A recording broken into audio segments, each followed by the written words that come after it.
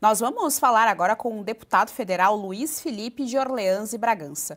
Ele esteve na Avenida Paulista e traz as impressões do ato que mobilizou a população pela anistia aos presos políticos de 8 de janeiro.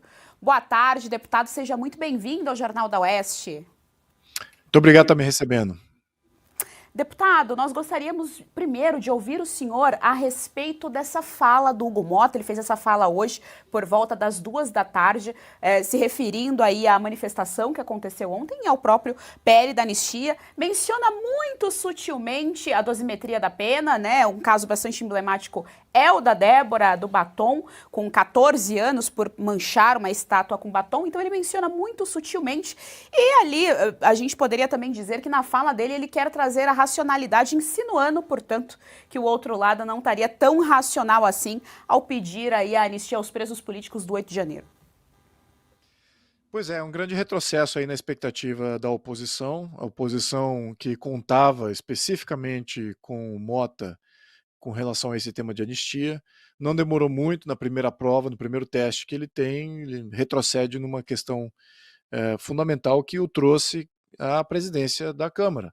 Sem essa, eu diria que, alinhamento do Motta com a oposição, com relação ao tema de anistia, não haveria 100 votos da oposição dados a Hugo Motta para que ele pudesse assumir aí a presidência da Câmara. Certamente, ao menos a oposição estaria repensando se estaria dando os votos a Hugo Motta ou dando para alguma outra alternativa. Mas o que acontece? Agora temos que conviver com ele. Ele se tornou líder de Câmara, é um apadrinhado do Lira. O Lira já fez esse drible antes, ou seja, já tivemos momentos durante os últimos 2 anos com a presidência do Arthur Lira, em que ele simplesmente driblou a oposição. A oposição tinha comissões importantes e simplesmente ele ignorou totalmente o que foi aprovado nas comissões e dava privilégios às propostas do governo que não passavam pelas comissões, iam direto ao plenário através de pedidos de urgência das lideranças. As lideranças já estavam também mancomunadas com o governo, e obviamente que tem o interesse também do STF em muitas dessas proposituras. Então você veja que há meios de driblar a obstrução feita pela oposição. E o Lira já trilhou esse caminho antes. Será que o Motta também vai trilhar esse caminho? Aí seria uma decepção dupla ou tripla, né? Não sei quantas vezes agora a gente precisa para tecer o voto de não confiança no Hugo Motta. Se tivéssemos esse dispositivo no Congresso, certamente, no Congresso brasileiro, certamente a gente já estaria ativando com relação a isso, porque era uma promessa nítida interna corporis aqui para obter o voto da oposição, e de repente está violando no seu primeiro teste. Então, o clima, como é que eu diria? O clima é favorável a fazer uma aprovação do PL da anistia? Sim, o clima é favorável. O clima é favorável com os deputados individualmente falando. Existe uma parcela grande dos deputados que são sensibilizados pela opinião pública. Agora, tem outra parcela de deputados que estão muito cativos das lideranças. E as lideranças, essas aí, não jogam o jogo da opinião pública, não estão nem aí com a opinião pública.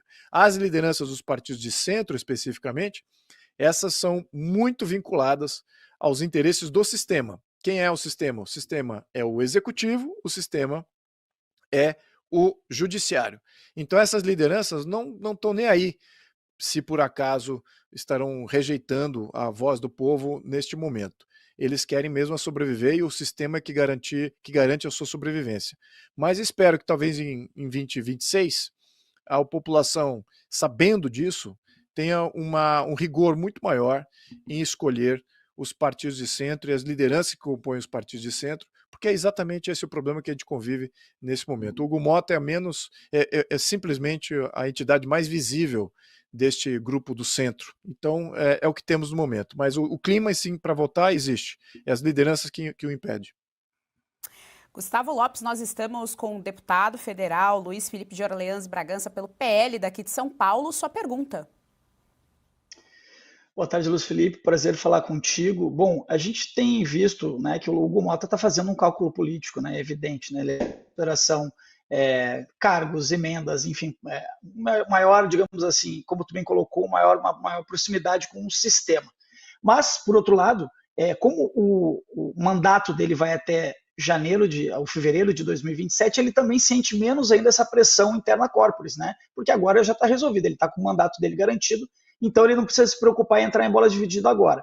A gente tem, por um lado, uma pressão que poderia haver, né, do colégio de líderes, mas tu já colocasse que os líderes não estão muito dispostos a entrar nessa briga, e de outro lado a gente também não tem o mecanismo do voto de desconfiança.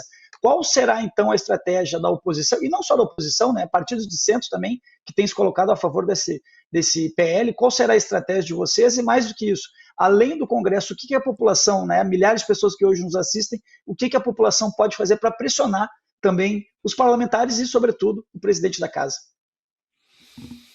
Perfeito. Olha, o mecanismo que nós temos agora é que individualmente os deputados comprovem a sua vasta maioria absoluta de apoio a esse tema. E para que os deputados comprovem essa maioria absoluta, nós precisamos da opinião pública sempre engajada e sempre comunicando diretamente com esses deputados do centro, os indecisos, os que ainda têm um resquício de rede social, pressionando eles diretamente para que eles possam fazer essa alteração de voto, sair de ser um voto indeciso para ser um voto de apoiamento. A liderança do deputado Sóstenes tem sido muito instrumental nesse sentido. Ele está agindo de duas maneiras. Ele está agindo através da articulação com as lideranças e também está agindo em obtenção do apoiamento individual à proposta.